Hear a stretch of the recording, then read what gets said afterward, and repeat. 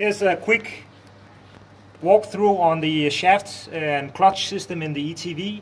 It's consisting of a fast one rotation clutch. That means when you trigger the electrical signal down here, the clutch will make one rotation. You can try this by, there's a little pin here where you can get your screwdriver in, and then you can actually, the piston goes back and forward, so you can try with your pin just to trigger it like this. You see maybe this little one here. If you move that one time, like out, the clutch is supposed to do one rotation only and stop. If the clutch is old and worn, what happens is when you take that one out and let it go, it will do multiple rotations like cut, cut, cut, then the clutch is worn out. Very important, the clutch must be loose. So you see here, these 4 bolts are deliberately too long.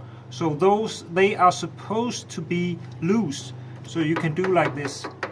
Never just buy the clutch. You have to buy the clutch and the shaft in one assembly because it's modified. So you can't just buy the clutch, you have to buy the clutch assembly.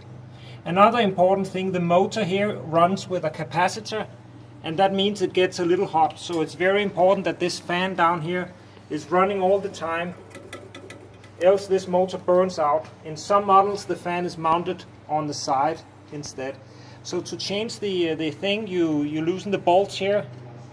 You can take the whole motor assembly out. So you're just looking at your clutch. You have to take out the little ring here, and then you can move the whole thing back. And then you loosen the 4 bolts here, and you can gently take the clutch away and replace it.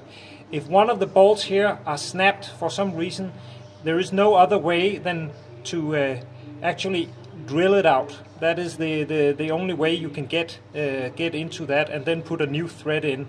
If it's just a makeshift repair, you can just cut off 1 bolt and the machine will operate fine on just 3 bolts. That's not a problem.